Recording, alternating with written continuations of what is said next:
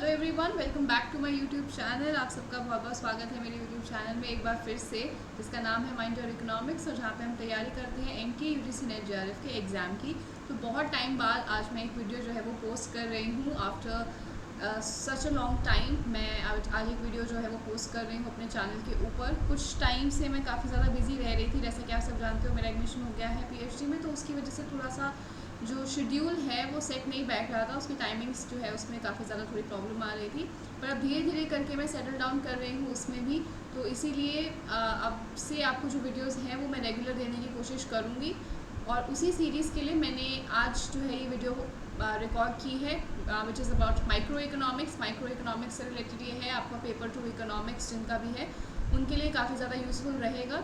जो भी नए कॉन्सेप्ट पे बेस्ड क्वेश्चंस पूछे गए थे अभी रिसेंटली इन जून 2023 पेपर, जैसे कि हम सब जानते हैं अभी हमारा दिसंबर में 6 दिसंबर से हमारे पेपर जो है वो शुरू हो जाएंगे।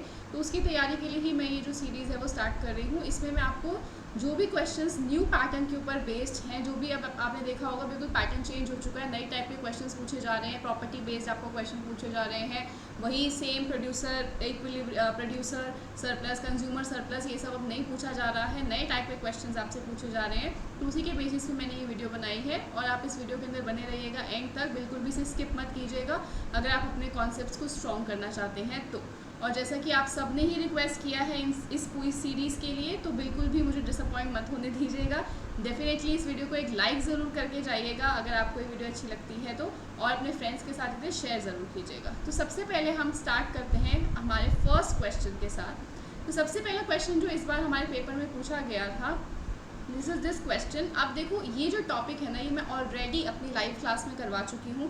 जो मैंने एक लाइव क्लासेस की सीरीज़ स्टार्ट करी थी जिसमें इस रिस्पॉन्स इतना ज़्यादा अच्छा नहीं आया था बच्चों का, बट स्टिल कॉन्सेप्ट मैंने बहुत अच्छी तरीके से उसमें करवाया था आपको। That was direct utility function, Marshallian demand function, indirect utility function and your expenditure function and Hicksian demand function. ठीक है, तो ये सारा जो कॉन्सेप्ट है ये सारे मैंने कैसे आप डिराइव कर सकते हो, किस तरीके से आप इस तरीके के क्वेश्चन को सॉल्व कर सकते हो, वो मैंने आपको पूरा करवा दिया था।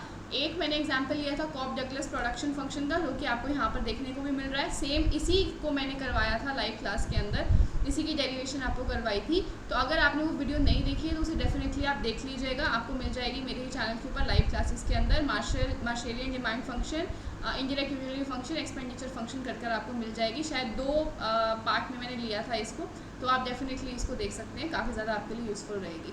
तो जिन्होंने वो वीडियो देख रखी थी उनको तो काफ़ी ज़्यादा आसानी रहेगी ही, वो खुद से भी इसको सॉल्व कर देख सकते हैं। बट जिन्होंने उस वीडियो को नहीं देखा था उनके लिए मैं इस क्वेश्चन को सॉल्व करके दिखा देती हूँ कि किस तरीके से आप इसको सॉल्व कर सकते हैं। ठीक है, बाकी मैं आपको डायरेक्ट भी बता दूंगी कि डायरेक्ट आप किस तरीके से इसको सॉल्व कर सकते हो। ठीक है, तो क्वेश्चन है कि आपको यूटिलिटी फंक्शन दिया गया है एक कंज्यूमर का यहाँ पर, which is u function of Q1 and Q2 which is equals to Q1 into Q2। ठीक है, तो कॉप डगलस प्रोडक्शन फंक्शन है हमारा। Then suppose the price of Q1 is PQ1 equals to 1। तो इस PQ1 को हम सिंपली ऐसे लिख लेते हैं P1। ठीक है, तो P1 हमारे पास 1 है, PQ2 हमें दे रखा है, गुड 2 का प्राइस भी दे रखा है, P2 इसको हम ले लेते हैं, PQ2 इतना बड़ा लिखने की जरूरत नहीं है। अब उन्होंने कहा जो कंज्यूमर है वो स्पेंड करना चाहता है K यूनिट्स। ठीक है, K यूनिट स्पेंड करने का क्या मतलब है, उसकी इनकम कितनी है, इसकी इनकम हो गई K units only. What will be his demand for Q1 and Q2, वो आपसे पूछ रहे हैं Q1 और Q2 की डिमांड कितनी रहने वाली है। तो जब आपको कुछ भी नहीं दिया हुआ होता, आपको ऐसी यूटिलिटी फंक्शन दिया गया है, आपको आपकी बजट कंस्ट्रेंट के जो पैरामीटर्स हैं वो दे रखे हैं, तो आपको सिंपली पता चल जाना चाहिए कि आपसे वो मार्शेलियन डिमांड फंक्शंस मांग रहा है। ठीक है, सो मार्शेलियन डिमांड फंक्शन वो आपसे डिमांड कर रहा है। तो इस क्वेश्चन के अंदर आपको मार्शेलियन डिमांड फंक्शन निकालना था for this Cobb Douglas production function. तो जिन्होंने भी वो क्लास अटेंड करी थी उन्हें पता होगा हमारा जो Q1 है उसकी वैल्यू निकल कर आती है m डिवाइडेड बाय 2P1, और जो Q2 है उसकी वैल्यू निकल कर आती है m डिवाइडेड बाय 2P2। ये हमारे मार्शेलियन डिमांड फंक्शंस होते हैं in the case of Cobb Douglas production function, यानी कि Q1 Q2 ये आपका निकल कर आता है। तो इसमें आप सिंपली वैल्यू पुट कर दीजिए। m आपका क्या है, m आपका है यहाँ पर K, so Q1 will be equals to K divided by 2P1, P1 कितना है 1, which is equals to K by 2। Q2 कितना है हमारा K डिवाइडेड बाय 2P2, तो P2 कितना है हमारा 2, so this is equals to K by 4। तो आपको Q1 की वैल्यू भी पता चल गई, Q2 की भी वैल्यू पता चल गई और आपको आंसर मिला आपका थर्ड ऑप्शन। ठीक है, तो इस तरीके से आप इसको सॉल्व कर सकते हो। चलो अब ये तो हो गया कि आपको कॉप डगलस प्रोडक्शन फंक्शन आ गया पेपर के अंदर, सबसे सिंपल टाइप का प्रोडक्शन फंक्शन आ गया। लेकिन अगर आपको इसके अलावा कोई प्रोडक्शन फंक्शन आ जाए, सॉरी अभी तो हम यूटिलिटी फंक्शन की बात करें, नॉट प्रोडक्शन फंक्शन, तो यूटिलिटी फंक्शन अगर हमारा कॉप डगलस की जगह कुछ और आ जाए तो आप क्या मतलब कैसे आप उसको सॉल्व करेंगे, उनका मार्शेलियन डिमांड फंक्शन क्या होता है, तो वो भी मैं आपको बता देती हूँ अभी फटाफट से। तो आप सारे जो डिमांड फंक्शंस हैं वो नोट डाउन कर लीजिए, सभी तरीके के आपके जो बेसिक सभी तरीके के आपके जो भी यूटिलिटी फंक्शंस हैं उनके मार्शेलियन डिमांड फंक्शंस की वैल्यू आप लिख लीजिए। आपको सिंपली वहाँ पे प्राइस और इनकम की वैल्यू पुट करनी है और आपको आंसर मिल जाएगा। ठीक है, चलिए तो सबसे पहला हमारा आता है कॉप डगलस। ठीक है, सबसे पहला हमारा आता है corp Douglas which is Q1 Q2। इसका मार्शेलियन डिमांड फंक्शन क्या आएगा, या मैं Q1 Q2 की जगह इसको लिख देती हूँ x1 x2। तो इसका क्या निकल कर आएगा, x1 is equals to m by 2p1, y1 x2 का निकल कर आएगा m बाय 2p2। ठीक है, तो ये आपका कॉप डगलस के केस में मार्शेलियन डिमांड फंक्शन होता है। देन कम्स आपका परफेक्ट कॉम्प्लीमेंट्स। ठीक है, तो परफेक्ट कॉम्प्लीमेंट्स के केस में आपका होता है जो यूटिलिटी फंक्शन है, this is minimum of x1 x2। ठीक है, इस केस में आपका मार्शेलियन डिमांड फंक्शन क्या होता है, x1 is equals to x2 is equals to m divided by p1 plus p2। ये आपका आ जाता है परफेक्ट कॉम्प्लीमेंट्स के केस में। ठीक है, नेक्स्ट आपका है परफेक्ट सब्स्टिट्यूट्स। परफेक्ट सब्स्टिट्यूट्स, ठीक है, परफेक्ट सब्स्टिट्यूट्स के केस में आपका कैसा दिखता है, फंक्शन x1 प्लस x2। ठीक है, अब इसमें आपकी x1 की वैल्यू जो है, x2 की वैल्यू जो है वो 3 केसेस में डिवाइड होती है। ठीक है, if your p1 is less than p2, ठीक है, क्योंकि ये दोनों सब्स्टिट्यूट्स हैं, अगर गुड 1 का प्राइस गुड 2 के प्राइस से कम है तो आप गुड 1 ही खरीद लोगे, क्योंकि वो परफेक्ट सब्स्टिट्यूट्स हैं, आपको फ़र्क ही नहीं पड़ता, आप दोनों में से कोई भी खरीद सकते हो। तो आप क्या करोगे, सारी जो क्वांटिटी है वो किसकी ले लोगे, m बाय p1, सारी जो क्वांटिटी है आपकी वो x1 की ले लोगे और y1 की कोई भी क्वांटिटी आप खरीदोगे ही नहीं, यानी कि x2 की, नॉट y1 x2 की। ठीक है, x2 की आप बिल्कुल भी क्वांटिटी नहीं खरीदोगे। If your p1 is more than p2, यानी कि अब आपका जो p2 है यानी कि गुड 2 है वो आपका सस्ता है गुड 1 से, तो आप सारा का सारा गुड 2 ही खरीद लोगे, गुड 1 आप खरीदोगे ही नहीं, क्योंकि आपके लिए वो दोनों परफेक्ट सब्स्टिट्यूट्स हैं, उन दोनों को आप इक्वली वैल्यू करते हैं। तो आपके लिए x1 की वैल्यू हो जाएगी 0 और आप सारा का सारा x2 खरीद लोगे, यानी कि अपनी सारी जो मनी है वो स्पेंड कर दोगे आप अपने गुड 2 के ऊपर। तो this will be your demand function. लेकिन अगर आपका price of 1 is equals to price of 2 है, ठीक है, अगर आपका प्राइस ऑफ 1 और प्राइस 2 बराबर हो जाता है तो उस केस के अंदर आप x1 और x2 की कितनी डिमांड करोगे, तो आप डिमांड करोगे इसमें, एक second,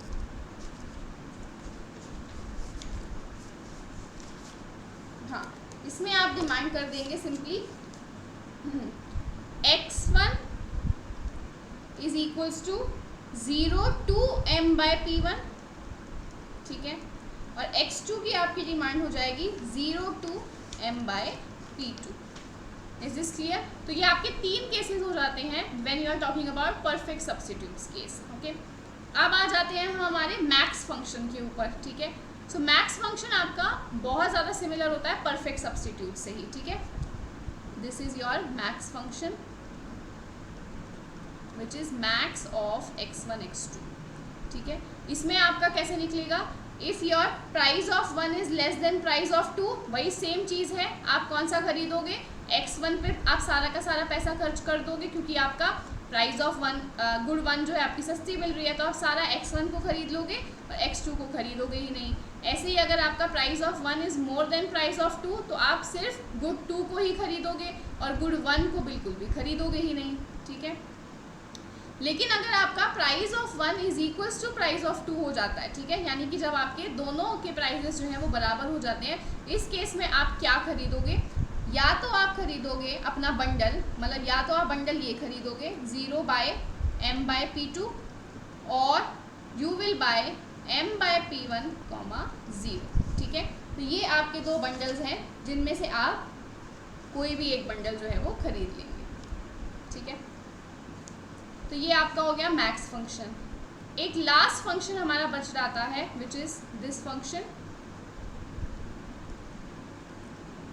root of x plus y. अब इसका क्या निकल कर आता है ये आप देख लीजिए।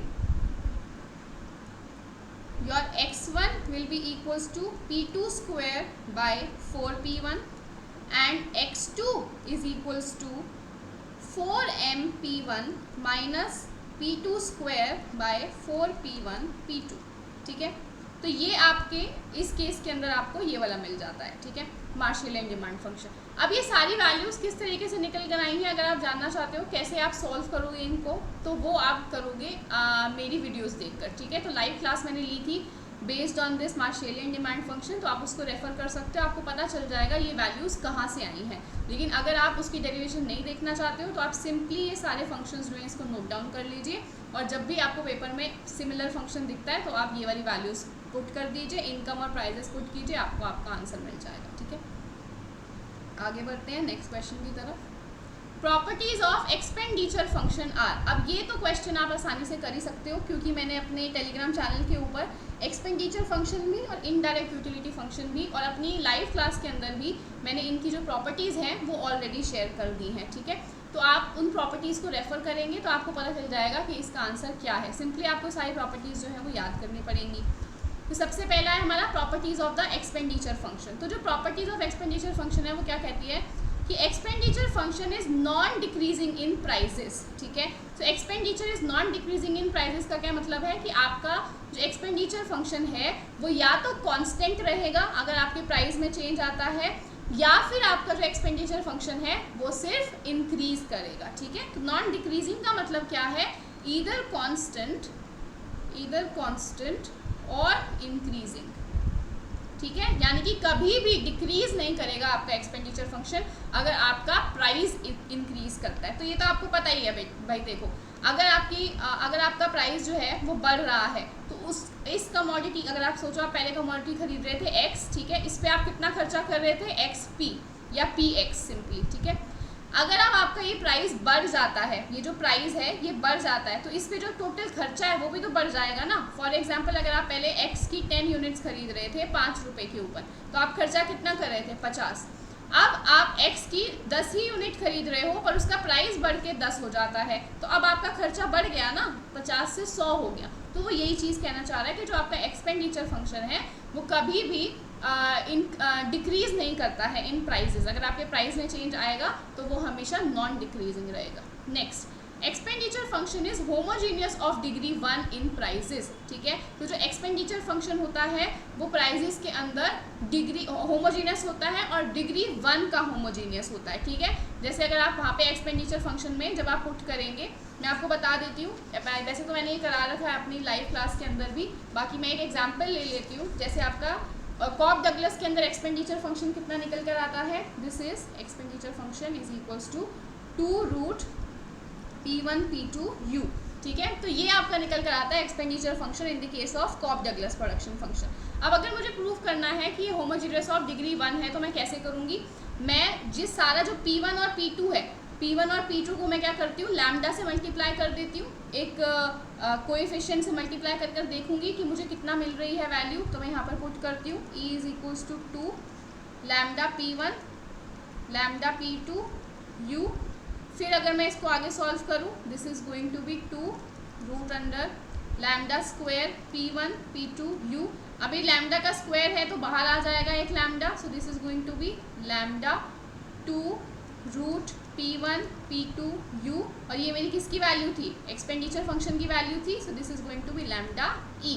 दैट मीन्स होमोजीनियस तो ये है ही। ठीक है, यानी कि अगर मैं अपने p1 और p2 को एक कोएफिशिएंट लैम्डा से इंक्रीज करती हूँ तो मेरा एक्सपेंडिचर जो है वो भी लैम्डा से ही इंक्रीज करेगा। ठीक है, और उसकी डिग्री कितनी है, डिग्री उसकी 1 है क्योंकि लैम्डा टू द पावर 1 दिख रहा है हमको, तो ये वाला भी ठीक हो गया। ठीक है, next expenditure function is concave in prices, ठीक है। तो आपका जो एक्सपेंडिचर फंक्शन होता है वो प्राइजेस में कॉनकेव होता है, इस तरीके से आपका दिखता है जो फंक्शन होता है ना expenditure function, it looks like this, ठीक है।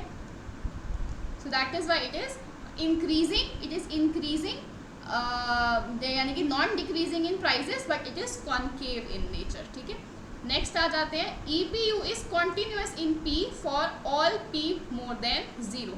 इसका मतलब क्या है कि आपका जो एक्सपेंडिचर फंक्शन है इट इज़ क्लोज्ड सेट, ठीक है। जो आपका एक्सपेंडिचर फंक्शन है ना वो क्लोज्ड सेट है, तो ये कह रहा है आपको सिंपली है, तो कॉन्टिन्यूस है, इसके अंदर कोई भी इसके अंदर क्या कहते हैं हम फ़र्क नहीं आ रहा है, गैप नहीं आ रहा है आपका एक्सपेंडिचर फंक्शन में, एक्सपेंडिचर फंक्शन जो है आपका कॉन्टिन्यूस है। Next, if HPU is the expenditure minimizing bundle necessary to achieve utility level at prices P, then this, अब ये आपका है हिक्सियन डिमांड फंक्शन, ठीक है। This is your Hicksian demand function, और जो हिक्सियन डिमांड फंक्शन होता है हमें पता होना चाहिए कि this is the expenditure minimizing bundle, ठीक है। जो हमें एक्सपेंडिचर मिनिमाइज भी करके देगा और हमारा एक गिवन लेवल ऑफ यूटिलिटी भी हमको अचीव करके देगा, ठीक है। अब ये पूरी प्रॉपर्टी कौन सी है, this property is Shephard's lemma, ठीक है। This property is popularly known as Shephard's lemma, ठीक है। I hope this is clear to everyone. तो ये मैंने आपको बताया भी था, जब मैं, अगर आप देखोगे मेरी लाइव क्लास तो मैंने उसमें आपको बताया था, when you partially differentiate your expenditure function with respect to the prices, तो आपको आपका हिक्सियन डिमांड फंक्शन मिलता है, ठीक है। तो वही चीज़ यहाँ पर आपको बता रखी है इसने, इसकी प्रॉपर्टीज़ में। आई होप ये प्रॉपर्टीज़ क्लियर होंगी आपको, ये सारी आपको याद रखनी है। अब देख लेते हैं हम इसके अंदर कौन कौन सी फॉलोअप हो रही थी। So homogeneous of degree 1 in price, तो ये हमने पढ़ा है। Strictly increasing in utility and non decreasing in price P for any good 1, ठीक है। तो ये भी हमने पढ़ा है कि नॉन डिक्रीजिंग होता है हमारा प्राइजेस के अंदर ये, और स्ट्रिक्टली इंक्रीजिंग होता है यूटिलिटी के अंदर भी। तो ये चीज़ भी आपकी यहाँ पर ये इस प्रॉपर्टी में नहीं लिखी हुई है, बट यहाँ पर जो आपकी यूटिलिटी से भी ये एक सेकेंड, हाँ, जो आपका it is strictly increasing in utility as well, मतलब आपकी जितनी ज़्यादा यूटिलिटी इंक्रीज होगी उतना ही ज़्यादा आपका एक्सपेंडिचर भी बढ़ेगा, ठीक है। तो ये भी आपका ठीक है। Next, it is concave in price, yes, अभी हमने पढ़ा कि कॉनकेव इन प्राइस होता है हमारा, इस तरीके का दिखता है expenditure function. Next, continuous in P and U, ये भी हमने पढ़ा कि अभी कॉन्टिन्यूस होता है, क्लोज सेट होता है हमारा। Strictly convex in P, no, it is concave in prices, ठीक है। तो हमारा खाली E ऑप्शन जो है वो गलत हो जाएगा, तो ये गलत, ये गलत, ये गलत, थर्ड ऑप्शन हमारा राइट आंसर हो जाएगा, ठीक है। तो इस तरीके से आप सॉल्व कर सकते हो। अगेन, अभी आपको इस बार एक्सपेंडिचर फंक्शन की प्रॉपर्टी पूछी है, तो अगली बार आपसे इनडायरेक्ट यूटिलिटी फंक्शन की भी प्रॉपर्टीज पूछ सकते हैं, तो आपको ये भी याद रखनी है, ठीक है। तो इनडायरेक्ट यूटिलिटी फंक्शन को हम V से रिप्रेजेंट करते हैं, ये मैंने आपको बताया था अपनी लाइव क्लास के अंदर, उसको आप ज़रूर से देख लीजिएगा, उसका लिंक मैं नीचे आपको डिस्क्रिप्शन बॉक्स में भी दे दूँगी, तो आप उसको डेफिनेटली रेफर कीजिएगा। सो जो मेरा इनडायरेक्ट यूटिलिटी फंक्शन है it is non decreasing in prices, ठीक है। तो जो मेरा यूटिलिटी फंक्शन होता है, non increasing in prices, sorry, ठीक है। तो नॉन इंक्रीजिंग इन प्राइजेस का क्या मतलब है कि या तो कांस्टेंट रहेगा या डिक्रीज करेगा, ठीक है, लेकिन इंक्रीज कभी नहीं करेगा, ठीक है। तो ये चीज़ हमको पता ही है कि अगर मैं अपनी यूटिलिटी की बात करूँ, तो अगर मेरे प्राइजेस बढ़ते हैं तो अब प्राइजेस बढ़ने से क्या होता है, वो चीज़ को मैं अफोर्ड नहीं कर सकती, उससे मिलने वाली जो यूटिलिटी है वो मेरी फॉल करने लग जाती है, तो इसीलिए it is decreasing and not increasing, ठीक है। Next, similarly indirect utility function is non decreasing in income. Non decreasing in income का क्या मतलब है, कांस्टेंट या फिर इंक्रीजिंग। तो जब आपकी इनकम बढ़ती है तो आपकी यूटिलिटी भी इंक्रीज करने लग जाती है उस कमोडिटी को परचेज करने के लिए, ठीक है। Is this clear? Next, VPM is homogeneous of degree 0 in PM, ठीक है। तो आपका जो इनडायरेक्ट यूटिलिटी फंक्शन है इट इज़ होमोजीनियस, ठीक है। होमोजीनियस तो है ये, लेकिन डिग्री 0 का होमोजीनियस है इन प्राइजेस एंड इनकम बोथ। तो इसको भी हम देख लेते हैं एग्जाम्पल से, जैसे पिछला प्रूफ किया था वैसे इसको भी हम प्रूफ करके देख लेते हैं। यही same Cobb Douglas production function का मैं इनडायरेक्ट यूटिलिटी फंक्शन ले लेती हूँ। सो this is m² bye 4p1 p2, ठीक है। तो यहाँ पर अब मैं क्योंकि इसने क्या कहा है, इनकम और प्राइस दोनों के अंदर, तो मैं दोनों को इंक्रीज कर देती हूँ, इनकम को भी और प्राइजेस को भी, बाय कोएफिशिएंट लैम्डा।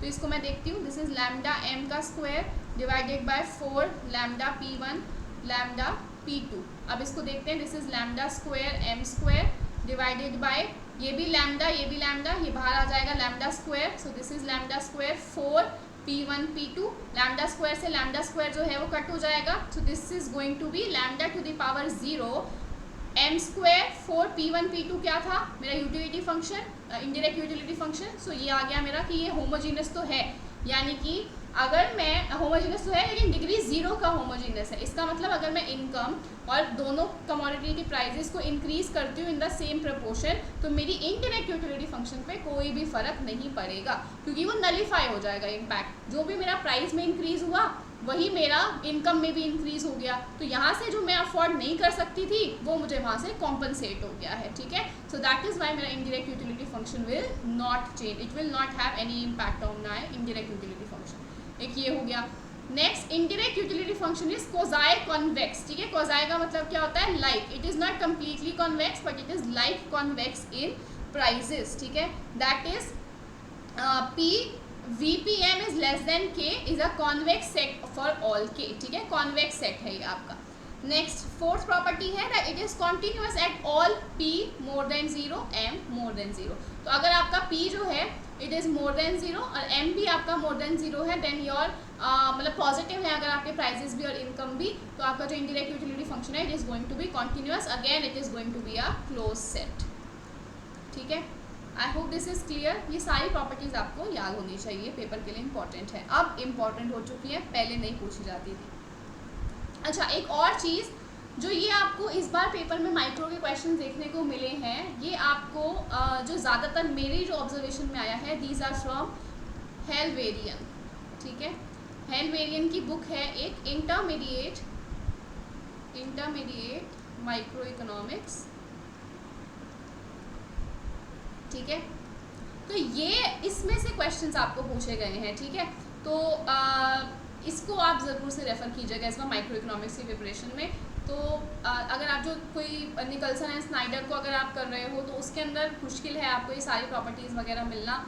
अगर आप कोई और बुक रेफ़र कर रहे हो उसमें भी थोड़ा मुश्किल होगा आपको, जैसे मैनक्यू वगैरह के अंदर आपको मुश्किल होगा। अगर आप हेल्वेरियन यूज़ कर रहे हो ना, जो आपको DU के अंदर प्रिस्क्राइब की जाती है इन दी इंटरमीडिएट माइक्रो इकोनॉमिक्स का जो एक आपका पेपर होता है उसके अंदर, तो आप डेफिनेटली इसको रेफ़र कीजिए, आपको काफ़ी चीज़ें क्लियर हो जाएंगी। इस बार का पेपर आपको इजी लगने लगेगा अगर आप उस बुक को रेफ़र करोगे फॉर योर माइक्रो इकोनॉमिक्स। तो ये हो गई हमारी आज की tip to crack NT UGC net. चलो next question, which of the following is not true in the case of second theorem of welfare economics, ठीक है।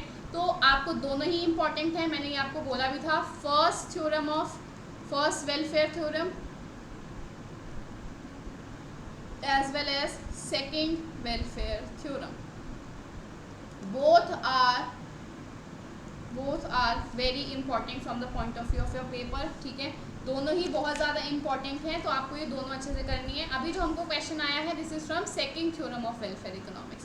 तो सेकंड थ्योरम हमारी देखो, अब ये वही ये हमारा एल वेरिएंट मैंने आपको कहा ना, उसमें से ही ये आपको मैंने स्क्रीनशॉट लगाया। जो पिछला था वो भी हेल वेरिएंट का ही स्क्रीनशॉट है जो मैंने यहाँ पर लगाया आपको। ये दोनों properties of indirect utility function and properties of expenditure function, ये दोनों भी उसी के ही हैं, but this is from another book of hell variant, ठीक है। This is micro economic analysis bye hello variant, ठीक है। So this is another book. ये बुक जो है ये एडवांस वर्जन है आपका। जो सबसे पहले आपकी है एक इंट्रोडक्टरी, ठीक है। वेरिएंट की आपको 3 मिलेंगी, एक इंट्रोडक्टरी है, एक इंटरमीडिएट है और एक जो मैंने आपको अभी बताई माइक्रो इकोनॉमिक एनालिसिस। तीनों के अंदर आपको चैप्टर्स जो है वो सेम मिलेंगे, लेकिन तीनों की अप्रोचेस डिफरेंट हैं। ये बिल्कुल बेसिक में समझाएगा, ये आपको थोड़ा एडवांस समझाएगा, ये आपको एकदम एडवांस वर्जन, एकदम मैथमेटिकल वाला आपको सब कुछ समझाता है, ठीक है। तो ये जो सारी प्रॉपर्टीज़ है मैथमेटिकल है, इसीलिए आपको ये इसमें देखने को मिलेंगी। बाकी जो आपको थ्योरेटिकल पोर्शन है वो आपको इस इंटरमीडिएट वाले से करना है। इंट्रोडक्टरी वाला आपको रेफर नहीं करना क्योंकि वो बहुत ही ज़्यादा बेसिक हो जाएगा, उसको आपको करने की ज़रूरत नहीं है, ठीक है। चलो अब आ जाते हैं हम, यस। सो आपका जो second welfare theorem of economics है वो यहाँ पर क्या कह रही है, उसकी क्या प्रॉपर्टीज़ हैं वो यहाँ पर हमको पढ़नी है। तो देखो, इन the case of a pure exchange economy every Pareto efficient allocation is a possible competitive equilibrium as long as consumers exhibit convex preferences। यही आपकी second welfare theorem of economics है।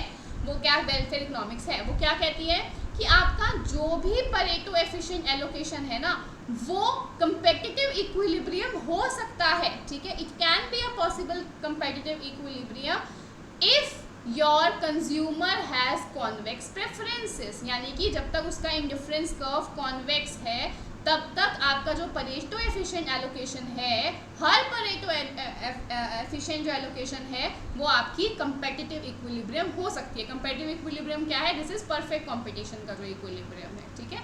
परफेक्ट कंपटीशन का जो आपका इक्विलिब्रियम है उसको achieve वो कर सकती है if consumer exhibit convex preferences, ठीक है। ऐसे ही अगर आप प्रोडक्शन की बात करो तो प्रोडक्शन के केस में, ये तो कंजम्पशन का हो गया, प्रोडक्शन के केस में क्या है, एक सेकेंड, हाँ, सेम आपका रहता है इसके केस में भी कि जो आपकी परेटो एफिशिएंट एलोकेशन है वो एक कंपेटिटिव इक्विलिब्रियम हो सकती है, but only when the firms have production sets that are convex, ठीक है। यहाँ पर आपका क्या था कि आपका जो कंज्यूमर की प्रेफरेंसेस हैं वो कॉन्वेक्स होनी चाहिए, और यहाँ पे प्रोडक्शन के केस में क्या है, that your production sets must be convex, ठीक है। यानी कि आपका जो आइसोकोन्स हैं वो आपके क्या होने चाहिए, कॉन्वेक्स होने चाहिए, ठीक है। Next, this requirement effectively rules out the possibility of increasing returns to scale, ठीक है। यानी कि ये जो आपकी second welfare theorem of economics है, ये इंक्रीजिंग रिटर्न्स टू स्केल को बिल्कुल भी इंपॉर्टेंस नहीं देती है, इसको रूल आउट करती है। If why, now why is this happening, ये देखो, if firms have increasing returns to scale at the equilibrium level of production, they would want to produce more output at the competitive prices, ठीक है। वो क्या कह रहे हैं, अगर increasing returns to scale है, increasing returns to scale क्या होता है कि आपके इनपुट जो है, फॉर एग्जांपल अगर वो 10% से बढ़े हैं तो जो आपका आउटपुट है वो आपका 20% से बढ़ रहा है, यानी कि मोर देन जो आपका इनपुट में इंक्रीज हुआ है उससे ज़्यादा आपका इंक्रीज आउटपुट में हो रहा है, ठीक है। तो अगर आपका इंक्रीजिंग रिटर्न्स टू स्केल आ रहा है इक्विलिब्रियम लेवल ऑफ प्रोडक्शन पे, तो जो प्रोड्यूसर्स हैं वो कंपेटिटिव प्राइसेस के ऊपर ज़्यादा प्रोड्यूस करना चाहेंगे क्योंकि उनको फ़ायदेमंद लग रहा है, उनके लिए वो बेनिफिशियल सिनेरियो है, ठीक है। उनको इकोनॉमीज ऑफ स्केल मिल रही हैं, इसीलिए जब उनका एक्सपैंड करेगा प्रोडक्शन, जब उनका एक्सपैंड करेगा प्रोडक्शन तो वो उनको फ़ायदा देगा, इसीलिए वो रूल आउट करते हैं इस पॉसिबिलिटी को, सेकेंड वेलफेयर थ्योरम, ठीक है। Next, however with constant or decreasing returns to scale, second welfare theorem works fine, ठीक है। तो CRS और DRS के अंदर तो फाइन है ये, लेकिन IRS को वो रूल आउट करते हैं, ठीक है। Next, any Pareto efficient allocation can be achieved through the use of competitive market, ठीक है। तो कोई भी Pareto efficient allocation जो है वो मिल सकती है हमें with the use of competitive markets. Of course, in general, it will be necessary to redistribute endowments among the consumers to support different Pareto efficient allocation. वो कह रहे हैं कि आपकी कोई भी Pareto efficient allocation competitive equilibrium हो सकती है अगर आप एक नेसेसरी रिडिस्ट्रीब्यूशन कर पाते हो अपनी इनिशियल एंडाउमेंट्स का बिटवीन द कंज्यूमर्स, ठीक है। तो ये चीज़ है। Then in particular both the income from endowments of labour and ownership share of the firm will have to be redistributed as, अच्छा ठीक है, अब ये तो हमको पढ़ने की ज़रूरत नहीं है बाकी, ठीक है। तो आई होप आपको ये चीज़ क्लियर हो रही है कि ये क्या कहने की कोशिश कर रहा है, ठीक है। तो second welfare theorem of economics क्या कहती है कि आपके सारे जो परेटो एफिशिएंट एलोकेशंस हैं वो पॉसिबली आपके कंपेटिटिव इक्विलिब्रियम भी हो सकते हैं given in the case of consumption अगर प्रेफरेंसेस कॉन्वेक्स हैं, and in the case of production अगर आपके प्रोडक्शन सेट्स कॉन्वेक्स हैं। देन ये इंक्रीजिंग रिटर्न्स टू स्केल को क्या करते हैं, इंक्रीज रिटर्न्स टू स्केल को ये क्या कर रहे हैं, रूल आउट कर रहे हैं, लेकिन CRS और डिक्रीजिंग रिटर्न्स टू स्केल में ये प्रॉपर्टी वैलिड रहती है। देन इन्होंने कहा कि आपका जो परेटो एफिशिएंट, कोई भी परेटो एफिशिएंट एलोकेशन जो है वो कंपेटिटिव इक्विलिब्रियम हो सकता है अगर आप इनिशियल एंडाउमेंट्स को रीडिस्ट्रीब्यूट कर सकते हैं एक तरीके से बिटवीन द कंज्यूमर्स, ठीक है। तो ये आपका कंप्लीट हो जाता है यहाँ पर कॉन्सेप्ट। अब देखते हैं हम इस क्वेश्चन को। देखो उसने क्या कहा था, नॉट ट्रू, कौन सा इसमें से गलत है। So if consumer exhibit convex preference, every Pareto efficient allocation is a possible competitive equilibrium in a pure exchange economy. Exact line है यहाँ पर देखो, in a pure exchange economy every Pareto efficient allocation is a possible competitive equilibrium as long as consumer exhibit convex preference. तो ये तो ठीक हो गया हमारा, ठीक है। Next, in an economy involving production, the convexity of production sets ensure that the Pareto efficient allocation can be achieved as a market equilibrium. ये भी सेम हो गया हमारा, तो ये भी ठीक है. It holds when there is increasing return. No, अभी हमने पढ़ा IRS के केस में ये होल्ड नहीं करता, सिर्फ CRS और DRS के केस में होल्ड करता है. Next, it implies that in the market system the allocative role and the distributive role can be separated from each other. तो ये बिल्कुल ठीक है. आपको मैं ये चीज़ एक बार बता भी देती हूँ. एक सेकेंड का टाइम दीजिएगा मुझे बस. ये मैं आपको लिखवा देती हूँ.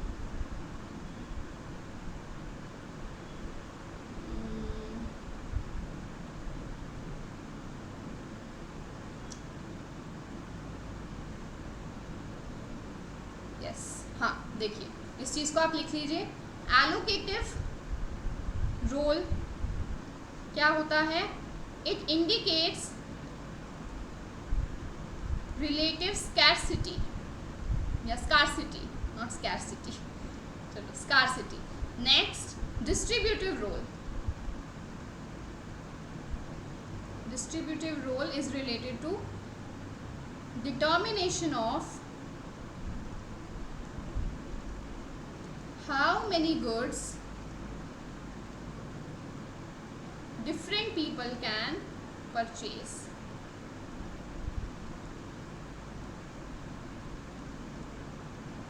How many different goods different people can purchase. ठीक है, तो एलोकेटिव रोल क्या होता है कि आपकी रिलेटिव स्कार्सिटी कितनी है.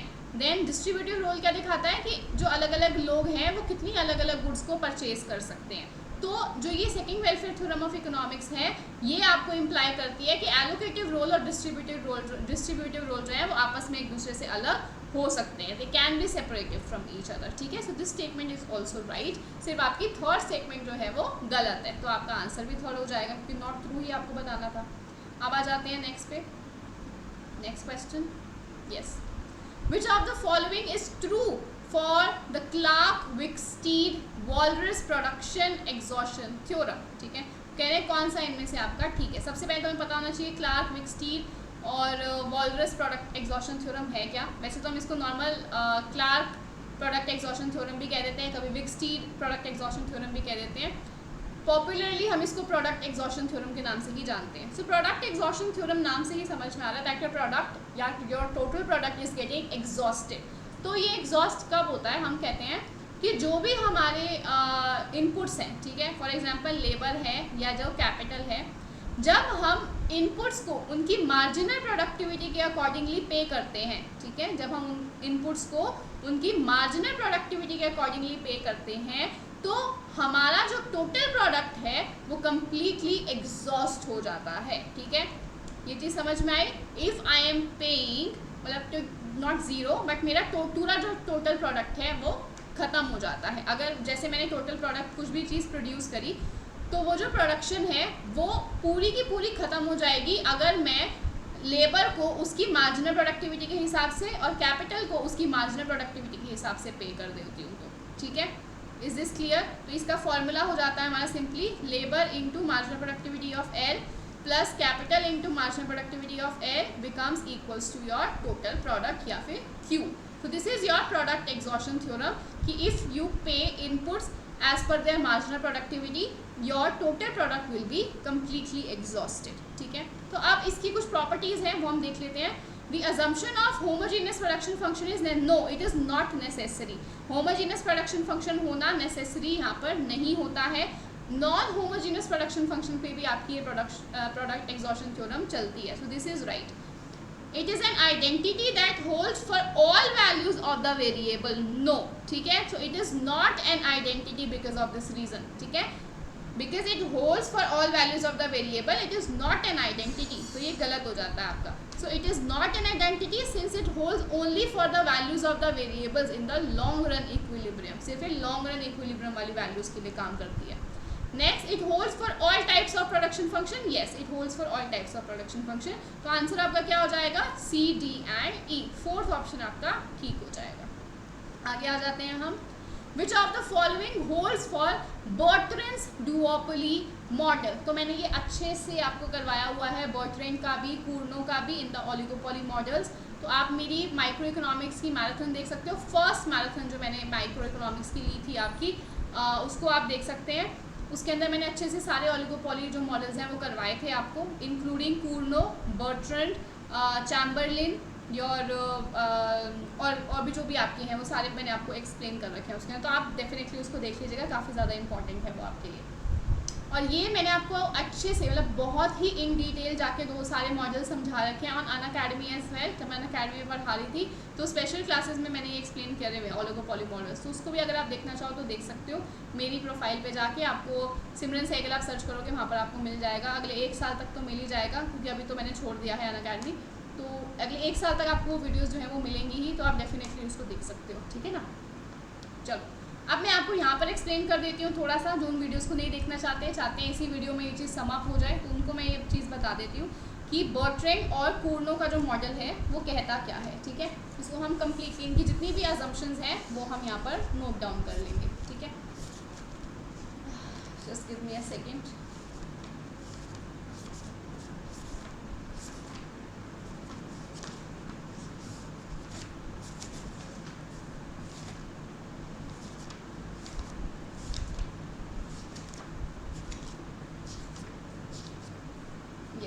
चलो सबसे पहले हम डिस्कस कर लेते हैं अपना कूर्नो का मॉडल, ठीक है। देन वील डिस्कस बर्ट्रेंड का मॉडल।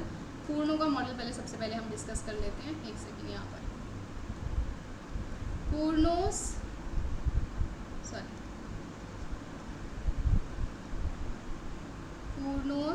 डुओपोली मॉडल या Cournot's oligopoly model, you can like generalize it to the N market case, ठीक है। इसके अंदर जब आपके एन सेलर्स हो जाएंगे उसके केस में भी आप कर सकते हो, बट मैं आपको 2 सेलर्स का कॉन्सेप्ट जो है वो समझा रही हूँ। बेसिकली हमें 2 का ही समझना है, बाकी तो आप जनरलाइज कर सकते हैं हम, ठीक है। सो कूर्नो मॉडल जो है it talks about non price competition, ठीक है। सबसे पहले तो नॉन प्राइस कंपटीशन की ये बात करता है, प्राइस कंपटीशन की बात नहीं करता कि प्राइस कम करते रहो, इसकी बात ये नहीं करता है।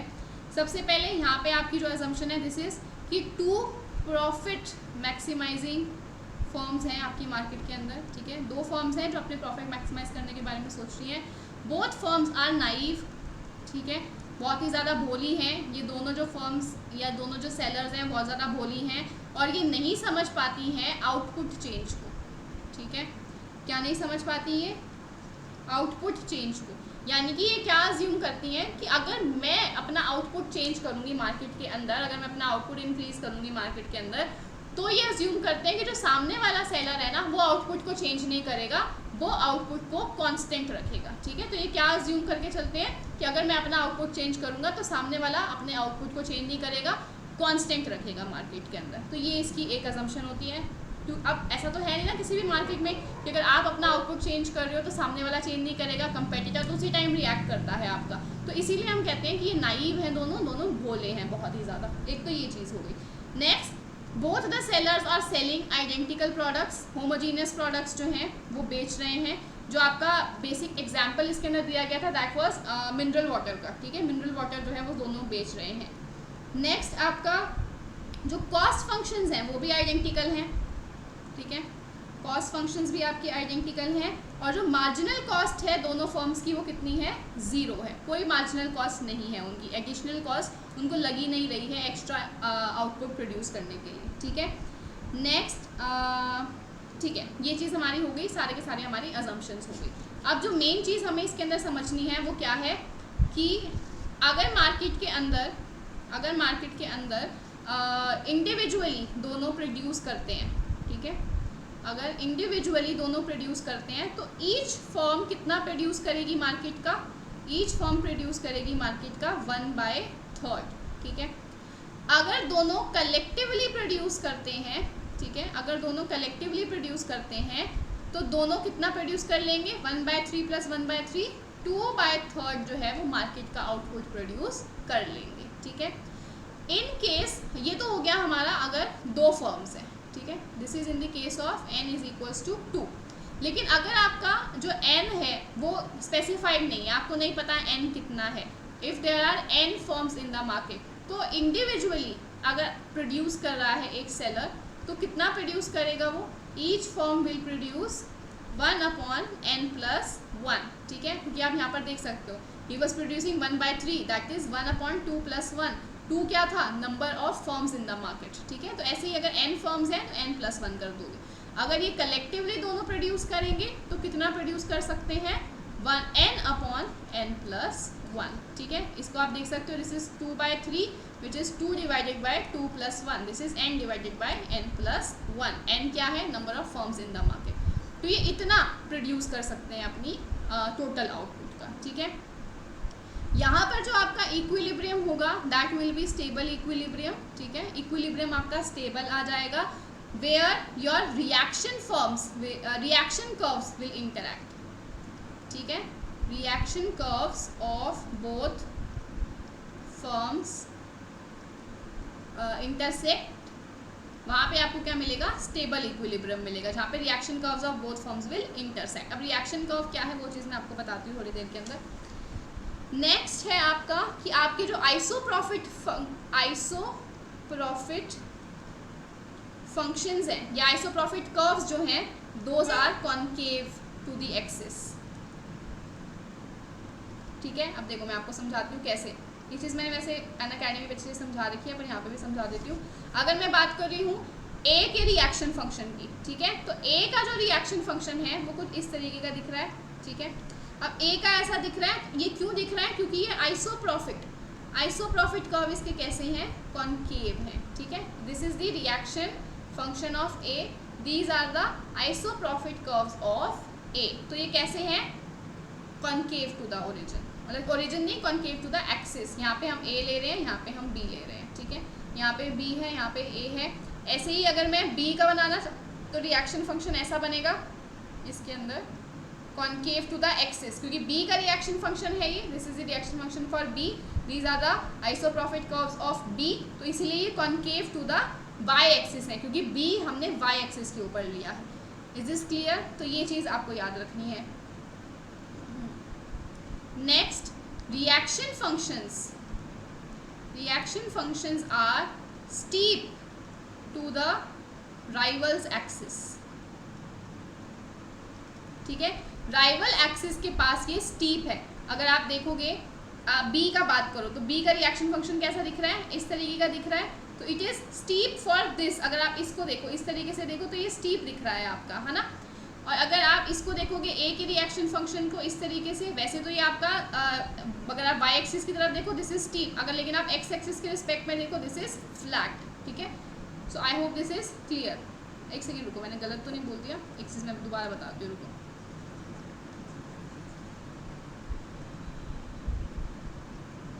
हाँ, दिस इज ए का रिएक्शन फंक्शन। तो ए का रिएक्शन फंक्शन है स्टीप टूवर्ड्स दी बी का जो मेरा एक्सिस है, और ये मेरा बी का रिएक्शन फंक्शन है। So this is steep towards the A का जो एक्सिस है, ठीक है। तो ये चीज़ हमें यहाँ पर ध्यान रखनी है। ये हो गया। देन हाँ, यहाँ पर आपके इंडिविजुअल प्रॉफिट्स जो हैं वो तो मैक्सिमाइज हो जाते हैं, लेकिन इंडस्ट्री के जो प्रॉफिट्स हैं वो मैक्सिमाइज नहीं हो पाते। कूर्नो के मॉडल के अंदर कह रही हूँ मैं, ये कूर्नो के मॉडल के अंदर आपके इंडस्ट्री के profits can not be maximize, only the individual profits of the firms will be maximize. तो ये आपका पूरा कूर्नो का मॉडल हो जाता है, ठीक है।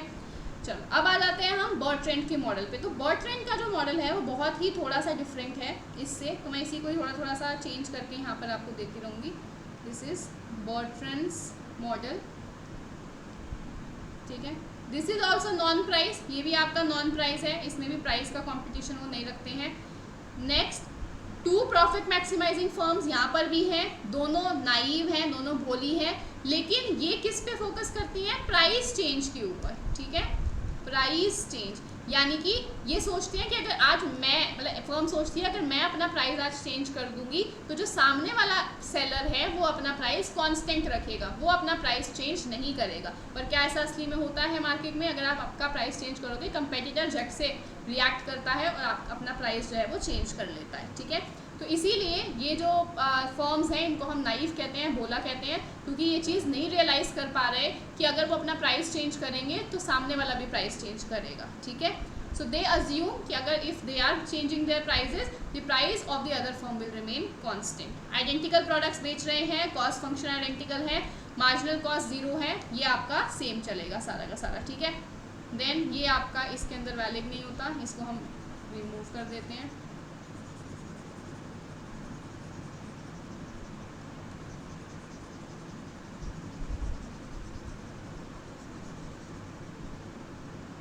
यस, यहाँ पे भी आपका स्टेबल इक्विलिब्रियम होता है, ठीक है, यहाँ पे भी आपका स्टेबल इक्विलिब्रियम होता है, where your reaction curves intersect, ठीक है, यहाँ पे आपकी रिएक्शन कर्व्स इंटरसेक्ट करेंगे।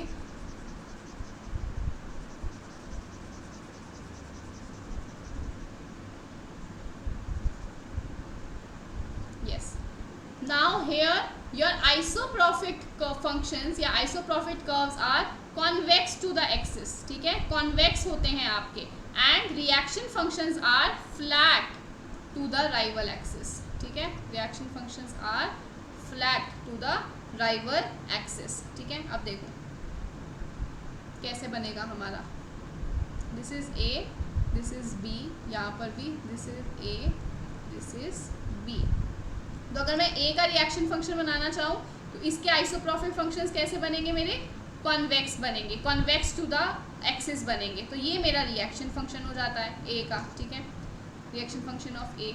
और अगर मैं देखूँ क्या नाम है, रिएक्शन फंक्शन फॉर बी, तो रिएक्शन फंक्शन ऑफ बी कैसा बनेगा, कॉन्वेक्स हमारे आइसोप्रोफिट फंक्शंस बनेंगे, और इस तरीके से मेरा यहाँ पर रिएक्शन फंक्शन बन जाएगा बी का, ठीक है। सो कॉन्वेक्स हो गए मेरे आइसोप्रोफिट फंक्शंस, और जो रिएक्शन फंक्शन है वो बन गया इस तरीके से।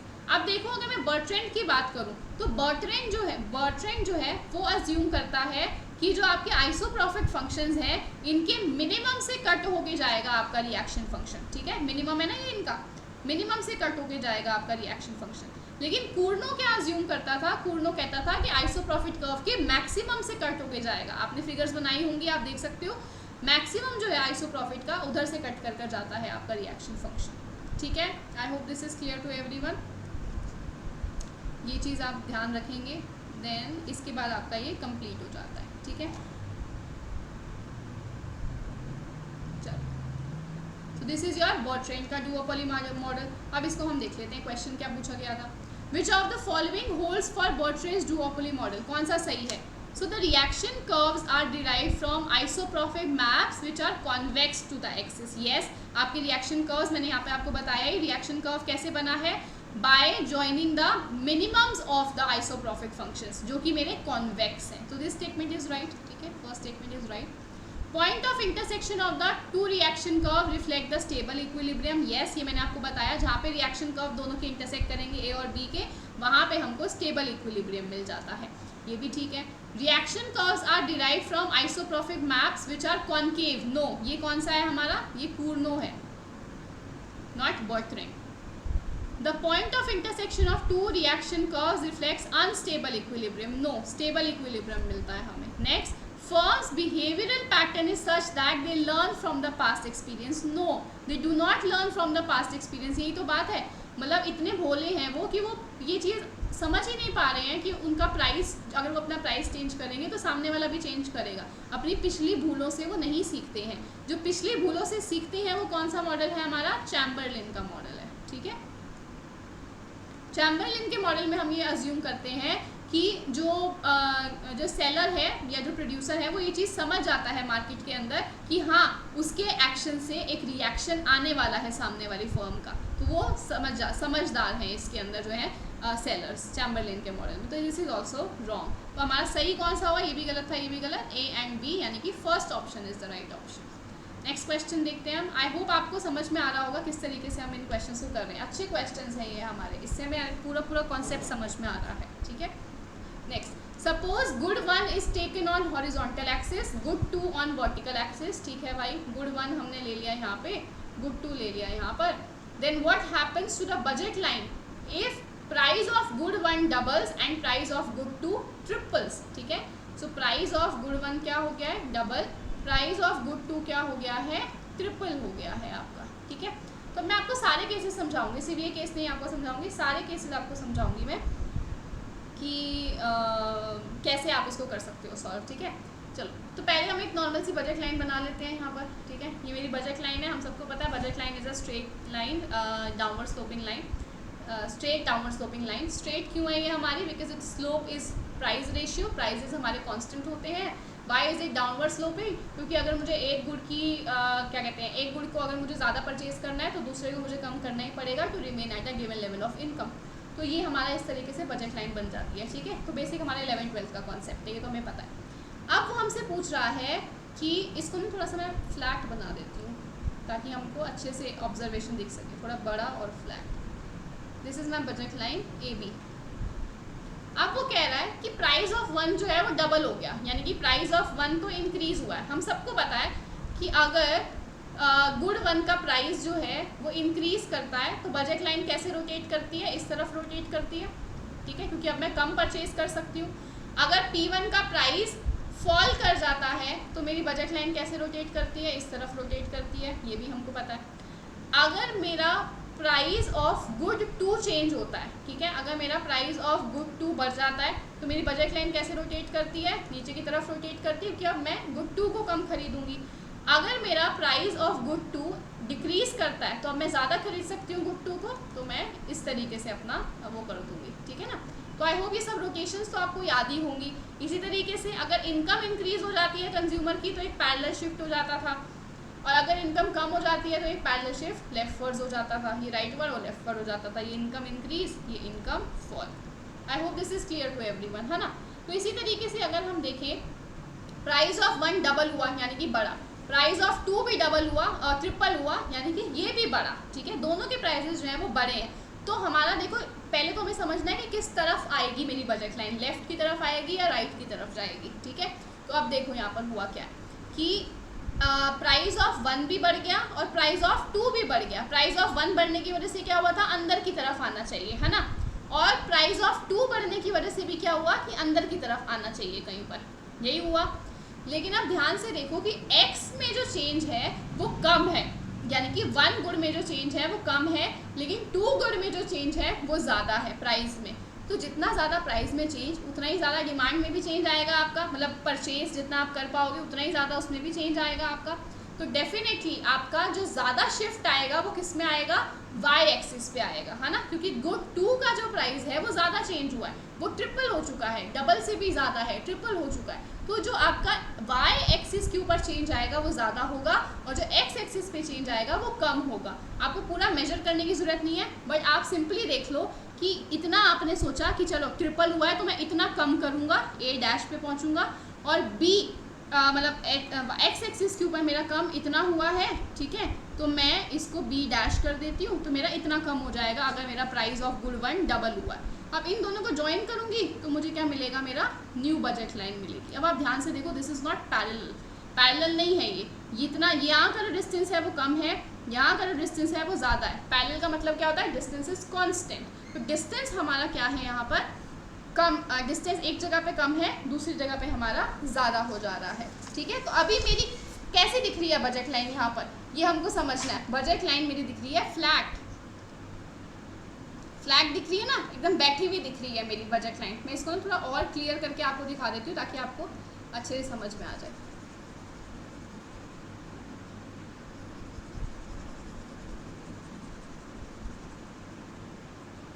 सबसे पहले तो आपको ये पता होना चाहिए कि फ्लैट और स्टीप क्या होता है बेटा। देखो, दिस इज़ फ्लैट जिसकी इलास्टिसिटी ज़्यादा होती है, दिस इज स्टीप जिसकी इलास्टिसिटी कम होती है, ठीक है।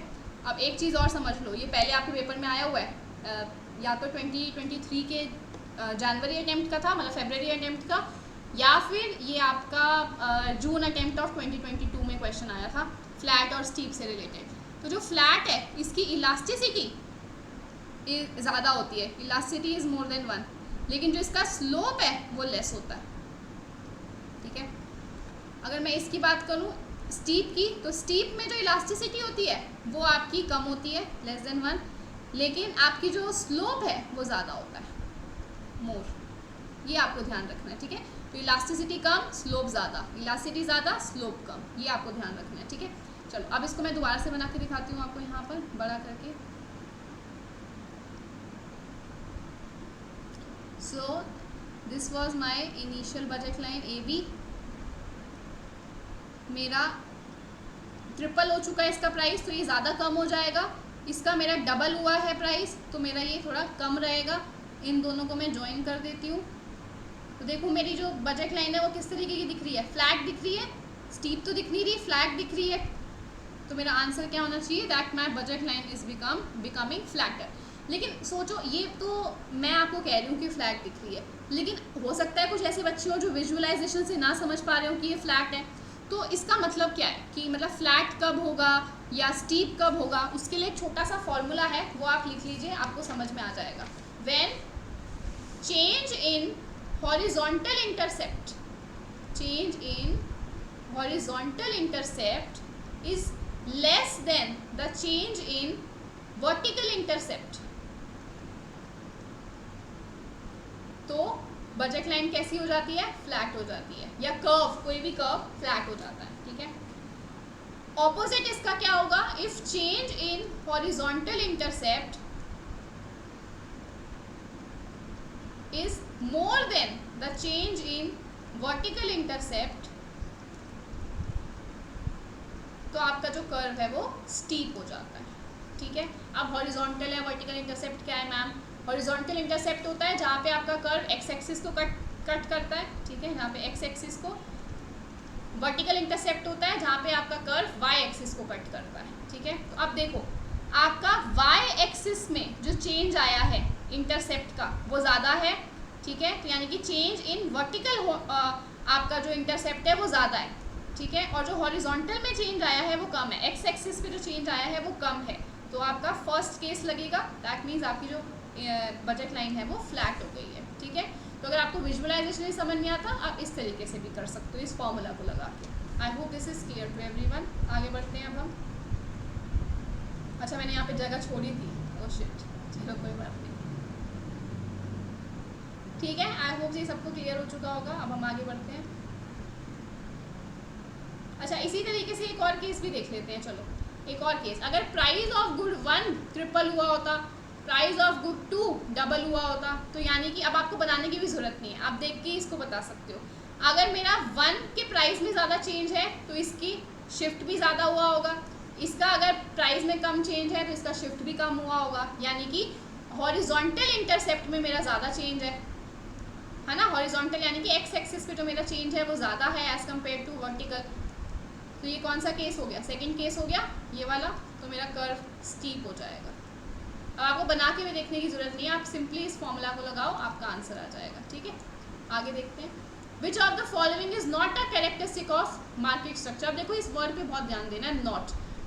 जहाँ पे भी आपको वर्ड नॉट जो है उसको आप दिख जाए तो आपको क्वेश्चन को बहुत ध्यान से करना पड़ता है, ठीक है, क्योंकि क्या होता है हम ओवरलुक कर देते हैं इस नॉट को। आधे से ज़्यादा बच्चों का आंसर जो है उनको आता होता है, ऐसा नहीं उनको इकोनॉमिक्स नहीं आती, वो ठीक से क्वेश्चन नहीं पढ़ते, इसलिए उनसे हो नहीं पाता, मतलब गलत हो जाता है आंसर। तो आपको इस चीज़ का ध्यान रखना है। अब मार्केट स्ट्रक्चर हमको पता है, मार्केट स्ट्रक्चर हमारे कितने टाइप के हैं, परफेक्ट कॉम्पिटिशन है, इम्परफेक्ट कॉम्पिटिशन है। इम्परफेक्ट के अंदर एक ओलिगोपोली है हमारा, तो इम्परफेक्ट के अंदर हमारे दो हैं, एक मोनोपोली है, एक हमारा मोनोपोलिस्टिक है, ठीक है।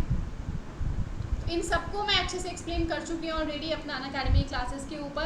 आप देख सकते हो अपने मैराथन्स के अंदर भी मैंने काफ़ी बार एक्सप्लेन किया है, तो आप डेफिनेटली उन सब वीडियोस को देख सकते हो ये चीज़ समझने के लिए। बाकी अगर आप चाहते हो कि मैं इसके ऊपर एक डिफरेंट एक अलग सा लेकर आ जाऊँ वीडियो, तो आप मुझे नीचे कमेंट करके बताना, तो मैं ट्राई करूँगी कि उसकी एक वीडियो आपको पोस्ट कर दूँ मैं।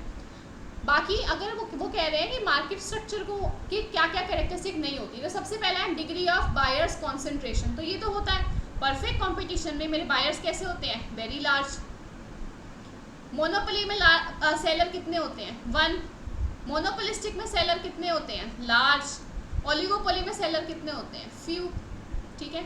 तो यानी कि ये तो ठीक है, ये तो कैरेक्टरिस्टिक होती है मार्केट स्ट्रक्चर्स की। नेक्स्ट डिग्री ऑफ सेलर्स अच्छा बायर था वो, सॉरी मैंने सेलर बता दिया पहले, तो सेलर वाला ठीक है, सेलर मैंने आपको बता दिया, अब मैं बायर बता देती हूँ। तो बायर भी आपके कैसे होते हैं, परफेक्ट कंपटीशन में वेरी लार्ज, मोनोपोली में भी वेरी लार्ज, मोनोपोलिस्टिक में लार्ज, ओलिगोपोली में भी लार्ज, ठीक है। यानी कि आपके नंबर ऑफ बायर्स भी बहुत ज़्यादा रहते हैं सबके अंदर ही, तो ये भी ठीक है, दोनों के हिसाब से कैरेक्टरिस्टिक्स ठीक है। Conditions of entry, conditions of entry क्या है कि बैरियर होता है एंट्री पे या नहीं होता। तो आपका परफेक्ट कंपटीशन में कोई बैरियर नहीं होता, नो बैरियर। मोनोपोली के अंदर आपका बैरियर, कंप्लीट बैरियर होता है आपका, ठीक है। मोनोपोलिस्टिक के अंदर भी आपका नो बैरियर। नेक्स्ट ओलिगोपोली के अंदर आपका बैरियर्स होते हैं, ठीक है, तो ये भी आपका एक हो जाएगा। नेक्स्ट है वर्टिकल इंटीग्रेशन। तो vertical integration is not a characteristic of market structure. Vertical integration क्या होता है या हॉरिजॉन्टल इंटीग्रेशन क्या होता है, मैं आपको बता देती हूँ।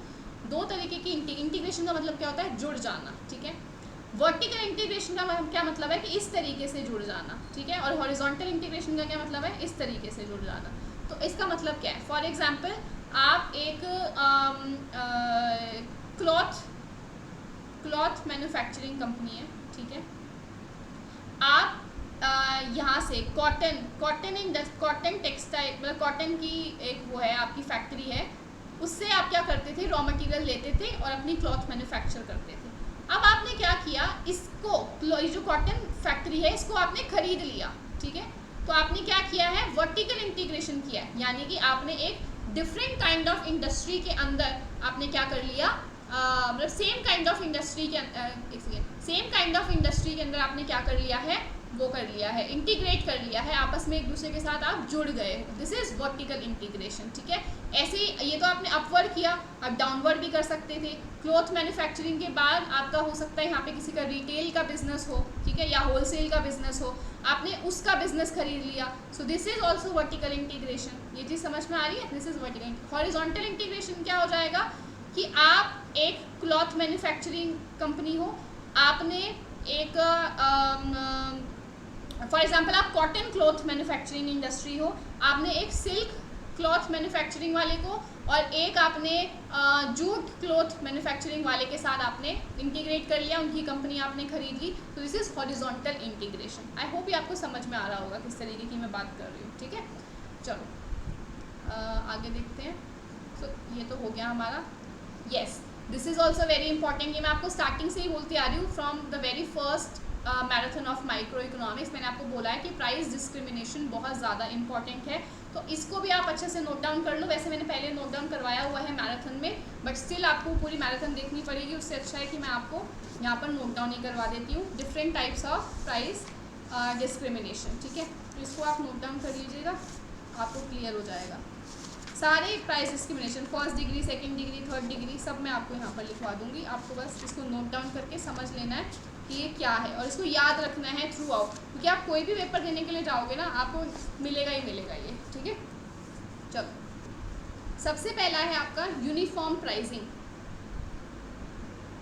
यूनिफॉर्म प्राइसिंग, यूनिफॉर्म प्राइसिंग क्या है, same price for every unit sold to any consumer. Uniform pricing क्या है, किसी भी कंज्यूमर को आप किसी भी यूनिट ऑफ जो आप सोल्ड कर रहे हो उसको, चाहे 10 यूनिट सोल्ड कर रहे हो, चाहे 50 यूनिट सोल्ड कर रहे हो, उसको सेम प्राइस ही आप चार्ज कर रहे हो, यानी कि आप हर किसी से सेम प्राइस ले रहे हो अपनी हर यूनिट के लिए। This is uniform pricing. Uniform का मतलब same. This is not price discrimination. ये प्राइस डिस्क्रिमिनेशन नहीं है, यहाँ पर आप जिसको भी डिस्क्रिमिनेट नहीं कर रहे हो, हर इंसान से आप सेम प्राइस चार्ज कर रहे हो। अब फर्स्ट आता है आपका थर्ड डिग्री प्राइस डिस्क्रिमिनेशन। तो थर्ड डिग्री प्राइस डिस्क्रिमिनेशन क्या होता है आपका, different price for different consumers. Her consumer के लिए अलग प्राइस है, आपने चार्ज कर रखा है, but same price for every unit sold to same consumer. ये चीज़ समझ आ रही है, यानी कि अगर एक कंज्यूमर 10 यूनिट खरीदता है आपके आउटपुट की, तो जो एक यूनिट का प्राइस आपने उसको लगाया है, मान लो 10 रुपये, वही आप 10 यूनिट का प्राइस भी उसको लगाओगे, ठीक है। यानी कि सेकेंड यूनिट का प्राइस भी 10, तीसरी का भी 10, चौथी का भी 10। This is third price discrimination, third degree price, यानी कि आपने हर इंसान से अलग अलग प्राइस चार्ज किया। फॉर एग्जाम्पल एक बंदा है ये, दूसरा बंदा है ये, इससे आपने प्राइस चार्ज किया है 20 रुपये, सेम कमोडिटी का 20 रुपये, इससे आपने चार्ज किया है 10 रुपये, ठीक है। लेकिन अगर ये वन कंज्यूमर पहली यूनिट खरीदता है, फिर दूसरी यूनिट, तीसरी यूनिट, चौथी यूनिट, तो हर यूनिट पे आप उससे 20-20 रुपए ही ले रहे हो, यानी कि हर यूनिट के लिए आप उससे सेम ही प्राइस चार्ज कर रहे हो। अगर आप बात करोगे इस सेकंड कंज्यूमर की, तो सेकंड वाले को भी अगर वो फर्स्ट यूनिट ले, सेकंड ले, थर्ड ले, फोर्थ ले, तो हर यूनिट के लिए आप उससे 10-10 रुपये ही चार्ज कर रहे हो, यानी कि आपने डिस्क्रिमिनेट किया है कंज्यूमर्स के बीच में and not the unit of output. Units आप सेम ही प्राइस के ऊपर सेल आउट कर रहे हो। This is third degree price discrimination. अब आ जाओ आप सेकेंड डिग्री प्राइस डिस्क्रिमिनेशन पर। सेकेंड डिग्री क्या है? Different price for different units sold to same consumer but same price from different consumers। ठीक है, ये चीज समझ में आई। सेकेंड डिग्री क्या है? बिल्कुल इसका उल्टा है थर्ड डिग्री का, यानी कि एक कंज्यूमर से आप जो भी यूनिट उसको बेच रहे हो अलग अलग प्राइस पे बेचोगे, लेकिन वही जो यूनिट अगर आपने किसी और कंज्यूमर को बेची तो वो सेम रहेगी। अब यहाँ पे क्या है? आपका कंज्यूमर है ए, कंज्यूमर है बी। इसको जब आपने एक यूनिट सेल आउट करी तो आपने 20 रुपये पे करी, दूसरी आपने सेल आउट करी कितने पे? 18 पे आपने सेल कर दी, तीसरी आपने सेल आउट करी 15 पे सेल कर दी। ठीक है, बी जो है इसको आपने एक यूनिट सेल करी 20 पे, 2 करी 18 पे, 3 करी 15 पे। अब ये चीज़ समझ आ रही है? दोनों के बीच में कोई भी डिस्क्रिमिनेशन नहीं है, कंज्यूमर्स के बीच में डिस्क्रिमिनेशन नहीं है, लेकिन यूनिट ऑफ आउटपुट सोल्ड के बीच में डिस्क्रिमिनेशन है। ठीक है, तो ये चीज़ ध्यान रखनी है कि जो कंज्यूमर्स हैं उनसे तो आप सेम प्राइस चार्ज करोगे, लेकिन हर यूनिट के लिए डिफरेंट प्राइस चार्ज करोगे। क्लियर है ये? अब आ जाते हैं हम फर्स्ट डिग्री प्राइस डिस्क्रिमिनेशन के ऊपर। अगर आपको इसके ना कुछ भी कंफ्यूजन होती है, वीडियो को थोड़ा 10-20 सेकंड पीछे कीजिएगा, एक बार फिर से जो मैंने बोला उसको सुनिएगा, आपको क्लियर हो जाएगा। ठीक है, first degree price discrimination. First degree price discrimination क्या है? Different price for different units sold to same consumer and different price for different consumer. ठीक है, तो यानी कि ये इन दोनों का मिक्स है। फर्स्ट डिग्री, थर्ड डिग्री और सेकेंड डिग्री दोनों का मिक्स है। फर्स्ट डिग्री में क्या है कि आप कंज्यूमर के बीच में भी डिस्क्रिमिनेशन करोगे और यूनिट्स के बीच में भी डिस्क्रिमिनेशन करोगे। जैसे कि अगर आपका कंज्यूमर है एक कंज्यूमर है आपका बी, ए को आपने आउटपुट सेल किया है, फर्स्ट यूनिट सेल करी है 20 पे, सेकंड आपने करी 18 पे, थर्ड आपने करी 15 पे। बी को आपने फर्स्ट यूनिट सेल करी 25 पे, सेकंड सेल करी आपने 20 पे, थर्ड आपने सेल करी 18 रुपये पे। ठीक है, तो आपने क्या किया? कंज्यूमर्स के बीच में भी डिस्क्रिमिनेशन किया, सारी यूनिट्स अलग अलग प्राइस पर बेची हैं, और कंज्यूमर के विद इन भी आपने डिस्क्रिमिनेट किया, मतलब ए को फर्स्ट भी आपने अलग यूनिट अलग प्राइस पे दिया, सेकंड अलग पे दिया, थर्ड अलग प्राइस पे दिया। I hope this is clear to everyone. Third degree में क्या है? Discrimination between the consumers. ठीक है, सेकंड डिग्री में क्या है? Discrimination between the unit of output. First degree में क्या है? Discrimination between the consumers as well as discrimination between the units of output sold. ठीक है, तो अब देखो इसको। Under first degree price discrimination, monopolist sells different units of output for different prices. Yes, and these prices may be differ from person to person. ठीक है, तो यही मैंने बोला फर्स्ट डिग्री में दोनों का डिस्क्रिमिनेशन है, यूनिट्स ऑफ आउटपुट सोल्ड भी और कंज्यूमर्स का भी, तो दोनों में इसने दिखाया डिस्क्रिमिनेशन, तो first statement is right. Second statement, under third degree price discrimination, monopolists sell different units of output for different price, but every individual who buys the same amount of good pays the same price। तो ये तो हो गया मेरा second degree, not third degree. Second degree में था ना कि आउटपुट के बीच में आपका डिस्क्रिमिनेशन होगा, कंज्यूमर्स के बीच में डिस्क्रिमिनेशन नहीं होगा, लेकिन थर्ड डिग्री में क्या था आपका कि कंज्यूमर्स के बीच में डिस्क्रिमिनेशन होगा, लेकिन ये कह रहा है कि कंज्यूमर्स को तो आपने सेम ही प्राइस पे किया है, तो ये गलत हो गया आपका। This is second not third, तो second statement is false but first statement is right. ठीक है, थर्ड ऑप्शन आपका ठीक हो गया। Now let us focus on the last question for the day. ये लास्ट क्वेश्चन है आपका। ये माइक्रो इकोनॉमिक्स में आपके इस बार 9 क्वेश्चन ही पूछे गए थे, तो वही मैंने 9 के 9 आपको डिस्कस करे हैं, अच्छे से समझाने की कोशिश करी है। आई होप आपको मेरे एफर्ट्स जो हैं वो यूज़फुल लगे होंगे। तो आप वीडियो को लाइक ज़रूर करना, अपने फ्रेंड्स के साथ शेयर ज़रूर करना और आने वाली वीडियोज़ को ज़रूर से देख लेना, ठीक है। चलो, so which of the following is or are correct about the Walrasian demand function, ठीक है। तो वॉलरेशियन डिमांड फंक्शन का आपका क्या क्या प्रॉपर्टीज़ हैं, ठीक है। तो अब इसको मैं यहाँ पर दिखा देती हूँ आपको, मैंने यहाँ पर लगाया है। This is again from Hal Varian. तभी मैंने बोला इसका जो क्वेश्चन है ना हेल्वेडियन से बहुत ज़्यादा आए हैं, इसलिए मैंने आपको यहाँ पर ये स्लाइड भी उसी से लगाई है। This is from micro economic analysis of Hal Varian, ठीक है। चलो, तो यहाँ पर आपको दिखेगा इसकी first property that yes, demand function is homogeneous of degree 0 in prices, ठीक है। जो डिमांड फंक्शन है वो डिग्री 0 ऑफ प्राइस चेंज होता है। तो इसका मतलब क्या है कि जब आपके प्राइजेस इंक्रीज करेंगे, कितने भी प्रोपोर्शन से इंक्रीज करें, आपकी डिमांड पे बिल्कुल भी फर्क नहीं पड़ेगा, ठीक है।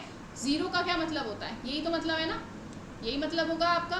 तो इसका मतलब क्या है 1, तो यानी कि कोई भी चेंज नहीं आया। किसी भी चीज़ को आप 1 से मल्टीप्लाई करोगे तो उसका मतलब कोई चेंज नहीं आया उसमें। तो जब आपके प्राइस इंक्रीज कर रहे हैं, वॉलरेशियन डिमांड के ऊपर कोई भी इम्पैक्ट नहीं पड़ता। ये आपकी फर्स्ट हो गई, ठीक है।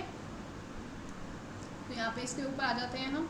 वॉलरेशियन demand function is homogeneous of degree 0 if this is equals to this for any price W and alpha is more than 0। Same property यहाँ पर लिखी हुई है, ये देखो, ये रहा। Each consumer demand function as a property that this, same आपको वहाँ पर भी दिख रहा है, ठीक है। For all K more than 0, वहाँ पे लैम्डा लिखा था या अल्फा लिखा था, क्योंकि इन्होंने अलग से लिया है यहाँ पर, ये अलग इन्होंने पैरामीटर लिया है, हमने अलग से कोएफिशिएंट लिया था यहाँ पर, ठीक है। अल्फा लिया है हमने, ये अल्फा लिया है, उन्होंने कुछ और लिया था। फ़र्क कुछ भी नहीं है, बस नोटेशन का फ़र्क है, बाकी बिल्कुल सेम प्रॉपर्टी है। तो ये आपकी ठीक हो गई first, that your Walrasian demand function is homogeneous of degree 0। Next, same आपको स्टेटमेंट दी है बट यहाँ पे लिखा है डिग्री 1, तो डिग्री 1 तो होता नहीं, डिग्री 0 होता है, तो ये गलत हो गया आपका। तो इसमें हम पहले ही इसका आंसर निकाल सकते हैं। देखो, बी हमारा एलिमिनेट हो गया, तो ये गलत, ये गलत, ये गलत, आंसर हमारा 4th हो जाना था। लेकिन अगर आपको बस फर्स्ट स्टेटमेंट भी पता होती, अगर आपने इस बुक से ये पढ़ी होती, तो आपको क्लियर हो जाता है इसका आंसर क्या रहने वाला है ना। चलो, बाकी हम आगे भी देख लेते हैं। Walrasian demand function this satisfy Walras law if for every price more than 0 and W more than 0 we have Px is equals to W। अब देखो, ये जो नोटेशन है ना थोड़ी सी अलग है। अगर आप ध्यान से देखो, यहाँ पर क्या लिखा है, अल्फा P अल्फा W, ठीक है, X is equals to XPW। इस बुक की जो नोटेशन है ना वो थोड़ी सी अलग है। इसकी अगर आप देखोगे, इसकी नोटेशन है XPPW is equals to KPW, ठीक है। तो अगर आप देखोगे ध्यान से, यहाँ पर इन्होंने W की जगह पे PW लिया है। अगर आप यहाँ पर देखोगे, दिस इज सॉरी, ये जैसे ये W है ना, इन्होंने उल्टा लिखा है ऐसे ऐसे, ठीक है। तो ये जो W है आपका ऐसे लिखा हुआ है इन्होंने, मैं यहाँ पर लिख देती हूँ, this is KPW, this is XPPW, ठीक है। जो बुक की नोटेशन है वो ऐसी है, क्योंकि उन्होंने यहाँ पर जो W लिया है ना, वो इन्होंने बुक के अंदर PW से आपका रिप्रेजेंट हो रहा है, ठीक है। बाकी कोई भी फ़र्क नहीं है, सेम है आपकी पूरी की पूरी, नोटेशन में हल्का सा फ़र्क है। तो इसीलिए अगर आप यहाँ पर देखोगे, this is Px is equals to W, यहाँ पर आपको दिख रहा है Px is equals to W, और यहाँ पर आपको दिखेगा, कहाँ गया, Px is equals to PW, ठीक है। वहाँ पर आपको क्या दिख रहा है, Px is equals to W, लेकिन हमने क्योंकि यहाँ पे W को PW से कर रखा है चेंज, इसीलिए यहाँ पर आपको जो स्टेटमेंट दिख रही है वो दिख रही है Px is equals to PW। तो कोई फ़र्क नहीं है, सेम ही है आपकी कंडीशन, बस लिखने का तरीका अलग है, ठीक है। तो ये वाली स्टेटमेंट भी आपकी ठीक हो जाएगी। Walrasian demand function XPW satisfy Walras law if for every price more than 0। अब देखो ये क्या होता है, जब आप कोई स्केलर क्वांटिटी लेते हो ना, जैसे ये स्केलर क्वांटिटी है, यानी कि 1 2 10, दिस इज स्केलर क्वांटिटी, तो उसमें आप मोर देन के लिए ये वाला साइन लगाते हो। ये साइन आप लगाते हो वेक्टर के लिए। इफ़ यू आर सेइंग कि जो प्राइस है, प्राइस इज़ अ वेक्टर, तो आप ये वाला मोर देन के लिए साइन लगाते हो, ठीक है। ये भी मैंने अभी रिसेंटली सीखा है अपनी PhD की क्लासेस में से, मुझे भी ये चीज़ नहीं पता थी। तो ये इस बुक की नोटेशन से ही मुझे पता चला, माइक्रो इकोनॉमिक एनालिसिस वाली। तो उसी से ही मुझे ये चीज़ पता चली है। तो अब आप देखो कितना हाई लेवल का आपको पेपर पूछा जा रहा है, हाई लेवल की बुक्स में से आपको पेपर पूछा जा रहा है जो आपको शायद पता भी नहीं होंगी। मुझे भी नहीं पता थी जब तक मैंने एडमिशन नहीं लिया कि माइक्रो इकोनॉमिक एनालिसिस करके भी वेरियन की एक बुक आती है। मुझे इंटरमीडिएट ही पता थी जो हमारे को ग्रेजुएशन में पढ़ाई जाती है, वही मुझे पता थी, ये तो मुझे पता भी नहीं थी। तो देखो कितने हाई लेवल का आपको पेपर जो है अब पूछा गया है। मुझे लगता है कि शायद ये किसी ऐसे प्रोफेसर के पास पेपर इस बार चला गया था जिन्होंने काफ़ी हाई लेवल का बना दिया, बट ज़रूरी नहीं है कि अब आपको इसी लेवल का पेपर मिले, हो सकता है कम लेवल का भी मिले। इट डिपेंड्स कि कौन पेपर बनाएगा इस बार, है ना।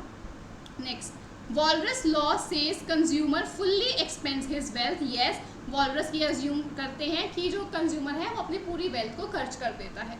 Next, if price and wealth both change in the same proportion then individual consumption choice does not change. ये तो मैंने आपको पहले भी बताया कि अगर आपका प्राइस और इनकम, या इनकम की जगह इन्होंने वर्ड यूज़ किया है वेल्थ, ठीक है। अब जैसे ये जो W है this is indicating your wealth, तो आपकी जो इनकम या फिर आपकी जो वेल्थ है और जो आपके प्राइजेस हैं अगर वो सेम प्रपोर्शन में बढ़ेंगे तो वो नलीफाई हो जाएगा इफेक्ट, और आपकी कंजम्पशन डिमांड के ऊपर कोई भी फर्क नहीं पड़ेगा। सो दिस इज ऑल्सो राइट। तो आपका आंसर क्या हो जाएगा, A, C, D and E only. So I hope आपको क्लियर हो गया होगा माइक्रो इकोनॉमिक्स से जितने भी क्वेश्चन इस बार लेटेस्ट क्वेश्चन आपको पूछे गए थे, न्यू टाइप ऑफ क्वेश्चन आपको पूछे गए थे, सब क्लियर होंगे। तो जल्दी ही मैं अब मैक्रो इकोनॉमिक्स का भी इसी तरीके से जो भी आपको क्वेश्चन पूछे गए थे 10-12 वो मैं लेकर आऊँगी। नए कॉन्सेप्ट्स आपको क्लियर हो जाएंगे उसके अकॉर्डिंगली, और जो पुराने कॉन्सेप्ट्स हैं आप मेरी पुरानी मैराथन्स में से कर सकते हो, मेरी पुरानी अनअकैडमी क्लासेस से कर सकते हो, क्योंकि इकोनॉमिक्स तो सेम ही रहते हैं, इकोनॉमिक्स हर साल चेंज नहीं हो रही है, वो सेम ही कॉन्सेप्ट रहते हैं आपके। तो आप पुरानी वीडियोस भी देख सकते हैं, ठीक है। तो आप डेफिनेटली उन सबको देखिए, इस वीडियो को भी रेफर कीजिए, आगे शेयर कीजिए, इसको लाइक ज़रूर कर दीजिएगा, मेरे चैनल को सब्सक्राइब कीजिए अगर आपने अभी तक नहीं किया है। तो जो मेरी प्रीवियस वीडियो है जो मैंने आपको लाइव क्लास करी थी स्टार्टिंग के लिए, वो मैं आपको नीचे लिंक कर दूँगी, उसे भी आप डेफिनेटली देख लीजिएगा। तो जल्दी मैं आप सबके साथ एक नई वीडियो लेकर आऊँगी, जल्दी ही पोस्ट करने की कोशिश करूँगी। सो तब तक के लिए stay healthy, wealthy and nerdy and do not forget to mind your economics. Thank you so much.